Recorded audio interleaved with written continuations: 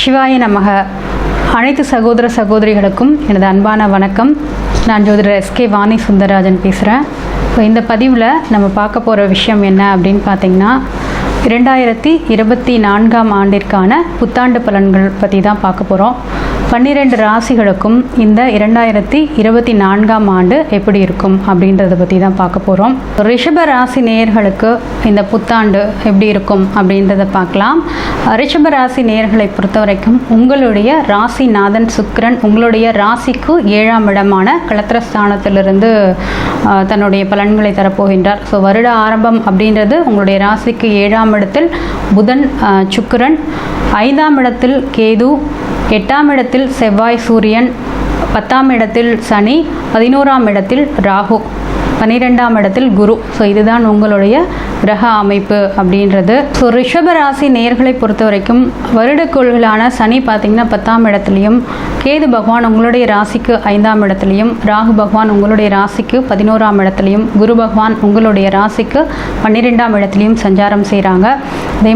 அதே மாதிரி உங்களுடைய ராசிநாதன் சுக்கிரன் பார்த்திங்கன்னா 7ஆம் இடத்திலிருந்து உங்களுடைய ராசியையே பார்க்கின்றார். இது ஒரு மிக சிறப்பான நிலைதான். அதே மாதிரி உங்களுடைய ராசிக்கு தன பஞ்சமாதிபதியான புதன் பார்த்திங்கன்னா 7ஆம் இடத்துல சுக்கிரனோடு இணைந்து சஞ்சாரம் செய்கின்றார். மிக மிக ஒரு சிறப்பான அமைப்பு தான்.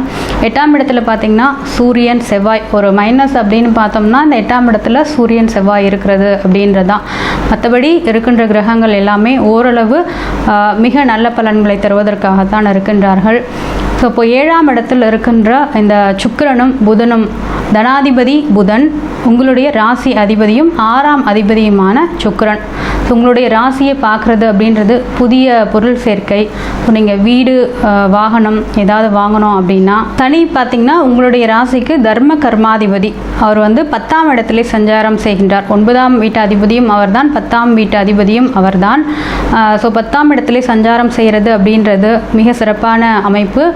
தொழில் செய்கிறீங்க, இல்லை ப்ரமோஷன் எதிர்பார்த்து காத்து கொண்டு இருப்பவர்களுக்கெல்லாம் மென்மேலும் உங்களுக்கு தொழில் வளர்ச்சி, நல்ல முன்னேற்றம் அடைவதற்கும், அதே மாதிரி வேலைக்கு போகிறீங்க அப்படின்னா ஒரு ப்ரமோஷன் வருவதற்கும் ஒரு சிறப்பான காலகட்டமாகத்தான் இருக்கின்றது. அடுத்தது பார்த்திங்கன்னா குருவை பொறுத்த வரைக்கும் உங்களுடைய ராசிக்கு அட்டமஸ்தான அதிபதியும் லாபஸ்தான அதிபதியுமான குரு 12ஆம் இடத்துல இருக்கிறார். ஸோ 11ஆம் அதிபதி 12ஆம் இடத்துல இருக்கிறது அப்படின்றது விரயம் அப்படின்னு சொல்லுவோம். பட் ஆனால் குரு இந்த இடத்துல இருக்கிறதுனால உங்களுக்கு நிறைய சுப விரயங்களை தரப்போகின்றார்.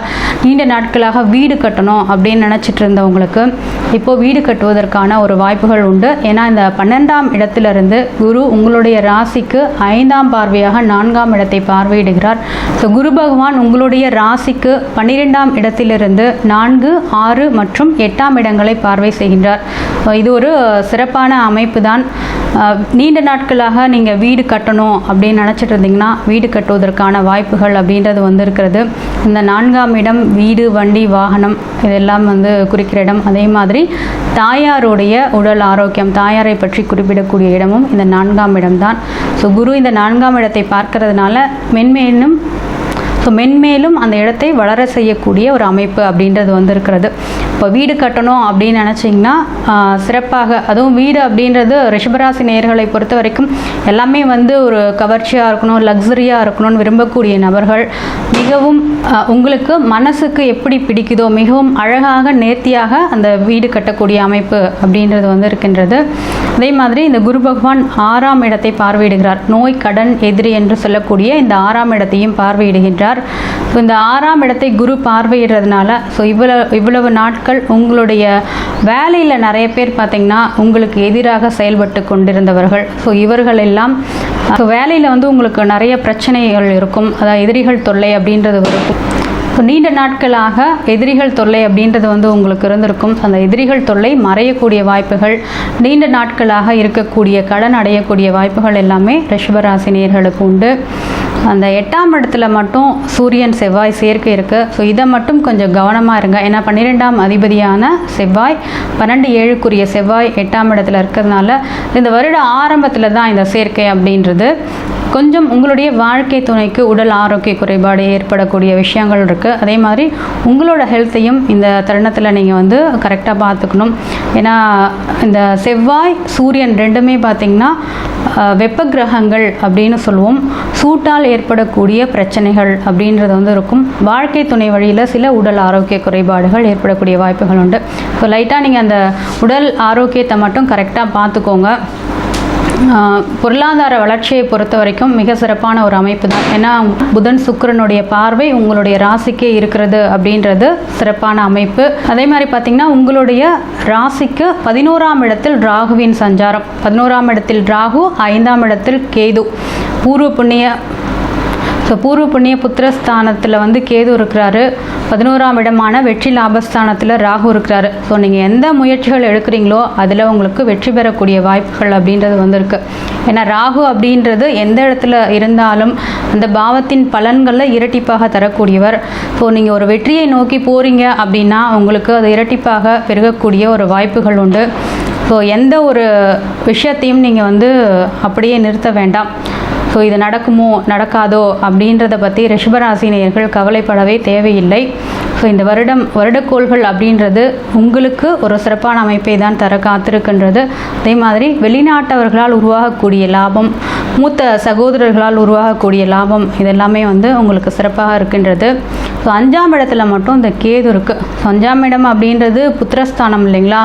குழந்தைகள் வழியில் கொஞ்சம் உடல் ஆரோக்கியத்தை மட்டும் நீங்கள் கரெக்டாக பார்த்துக்கோங்க. முடிந்தால் இந்த வருடம் ஒரு முறை குலதெய்வ கோவிலுக்கு சென்று வருவது அப்படின்றது மிக சிறப்பான பலன்களை தரும். ரிஷபராசி நேயர்கள் வாழ்நாளில் ஒரு முறையேனும் நான் சொல்கிற கோவிலுக்கு போயிட்டு வாங்க. ஸோ இது வந்து உங்களுடைய ராசிக்குரிய கோவில். திருவிசை நல்லூரில் இருக்க சிவயோகி நாதரை வந்து தரிசித்து விட்டு வந்தீர்கள் என்றால் உங்களுடைய வாழ்க்கையில் ஒரு நல்ல மாற்றம் ஏற்படுறதை நீங்கள் உணரலாம்.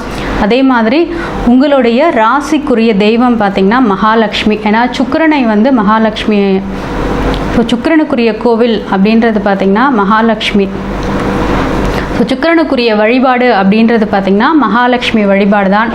எப்பொழுதுமே ரிஷபராசி நேயர்கள் வெள்ளிக்கிழமைகளில் மகாலட்சுமி வழிபாடு செய்கிறதுன்றது கண்டிப்பாக உங்களுக்கு எவ்வளோ ஒரு பெரிய கடினமான சூழ்நிலையாக இருந்தாலும் இந்த மகாலட்சுமி வழிபாடு அந்த கடினமான ஒரு சூழ்நிலையை மாற்றி ஒரு நல்ல மாற்றத்தை தரும். நீங்கள் கண்டிப்பாக வழிபட்டு பாருங்களேன். அதே மாதிரி அந்த வெள்ளிக்கிழமையில் ஈவினிங் மகாலட்சுமிக்கு வெள்ளை மலர்கள், வாசனை மிக்க மலர்கள், குண்டு மல்லியாக இருக்கட்டும், ஜாதி மல்லி, செண்பகப்பூ, இந்த மலர்களை சாற்றி வெள்ளை நிற இனிப்பு இதை வச்சுட்டு வழிபட்டு வாங்க. முடிஞ்சால் நட்ஸ் வச்சு வழிபடுங்க. பாதாம், பிஸ்தா, முந்திரி, இந்த மாதிரியான விஷயங்களை வச்சு செஞ்சீங்க அப்படின்னா, இப்போ நீங்கள் ஒரு தொழிலே தொடங்குறீங்க அப்படின்னா இந்த விஷயங்களை வச்சு வழிபாடு செய்யக்குள்ள உங்களுக்கு முன்னேற்றம் அப்படின்றது இன்னும் அதிகமாக இருக்கும். ரிஷபராசி நேயர்களுக்கு இந்த புத்தாண்டு மிக சிறப்பாக அமைவதற்கு என்னுடைய வாழ்த்துக்கள்.